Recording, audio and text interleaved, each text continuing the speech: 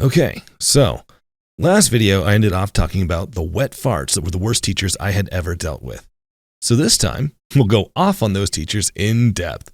If you have no idea what I'm talking about, fear not. As your kind and gracious host, I'll put one of those cool links that YouTubers do in the corner, right over there, if I can actually figure out how to do it.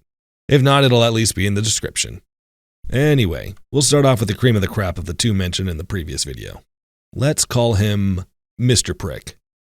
Now, Mr. Prick was the kind of guy who had freshly graduated from college himself and likely was only teaching because he had some connection to the community college.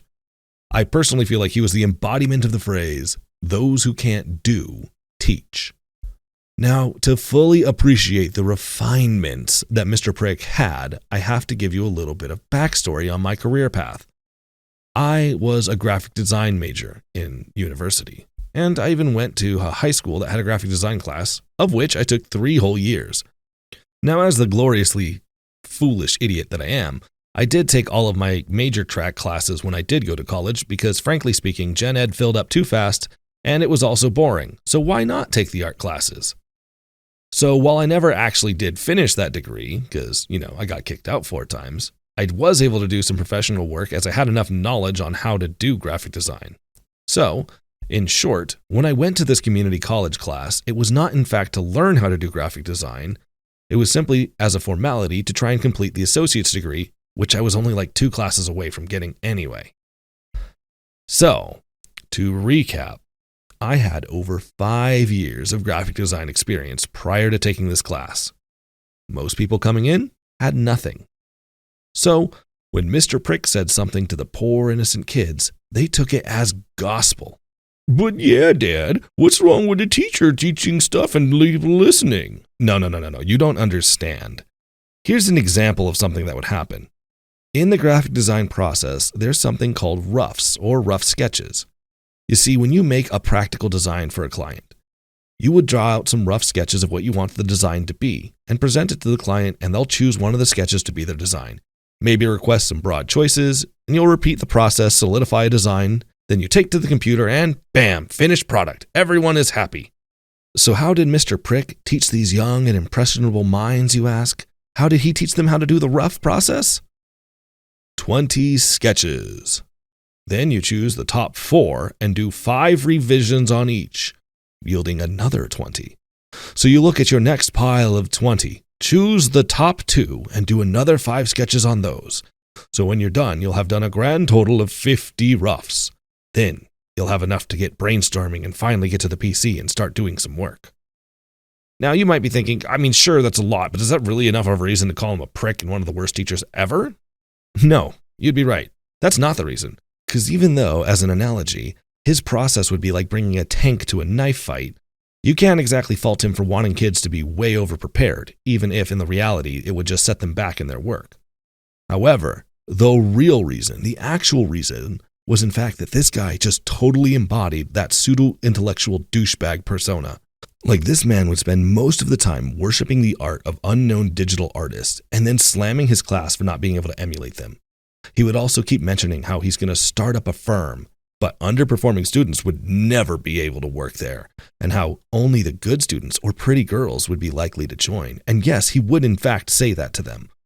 And it was one of his tirades. I just lost it. I got up. I told him off. I said how he's probably never done any real work before, and he's setting up his students for failure.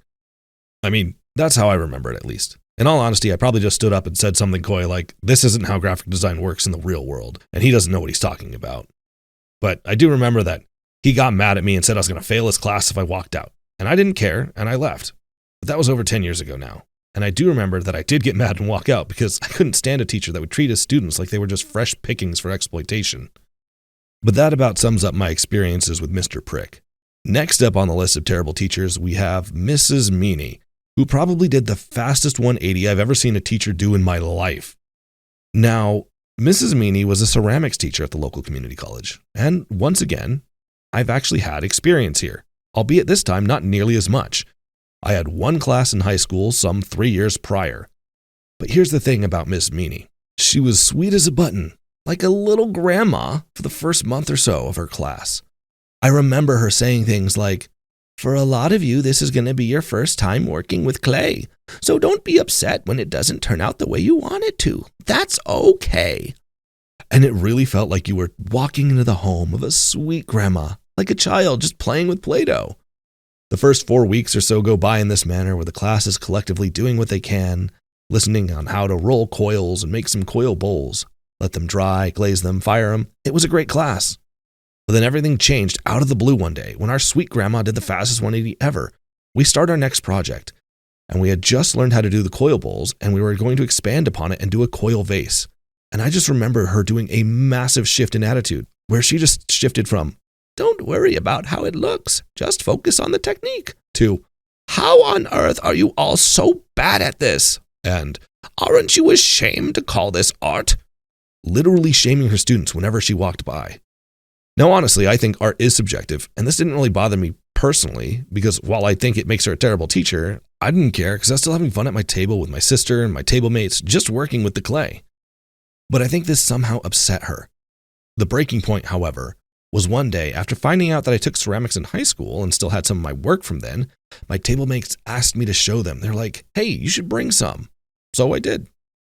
And I brought my favorite thing I had made in high school. Alligator teapot, alligator teapot, show the world what you got, alligator teapot. Now, it was admittedly bad timing on my part that I brought it during the day that we happened to be doing critiques in our classwork.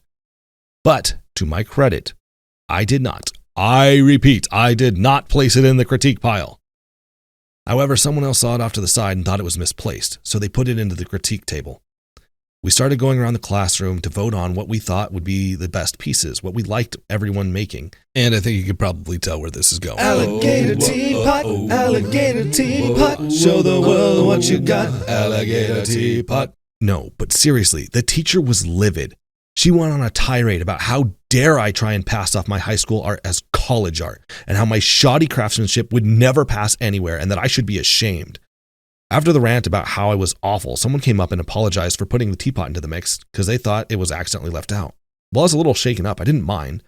I remember telling my dad about it afterwards, and he gave me the most comfort when he just said, "Who cares what she thinks? If everyone thought your teapot was the best thing in class, it means she's doing sloppier work as a teacher than a high school student."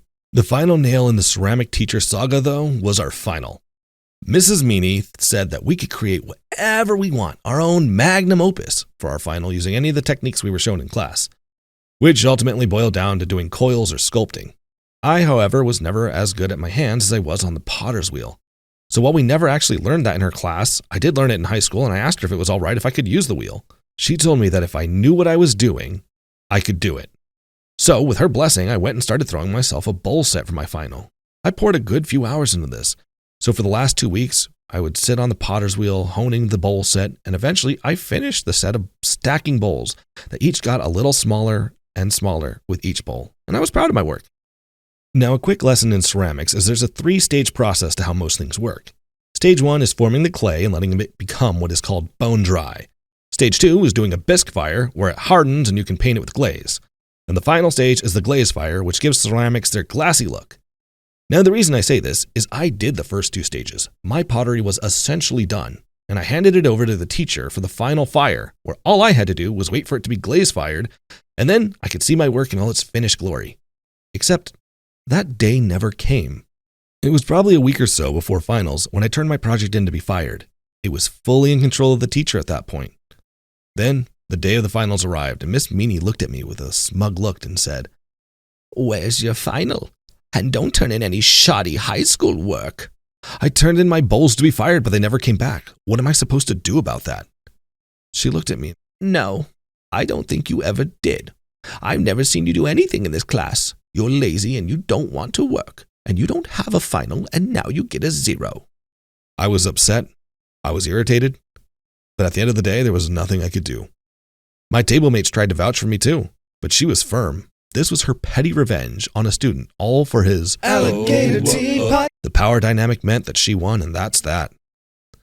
Ironically, I actually wanted to be an art teacher, and I went to do graphic design back then as a backup.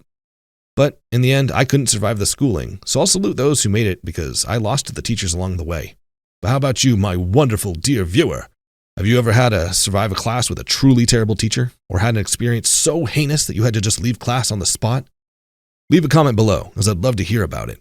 As always, like if you like, dislike only if you absolutely feel compelled by the dark and sinister powers of Jeffrey Bezos himself. As always, I appreciate it. Everything helps me dance my way through the Toobity-Doo Rhythm and Jam. See you next time.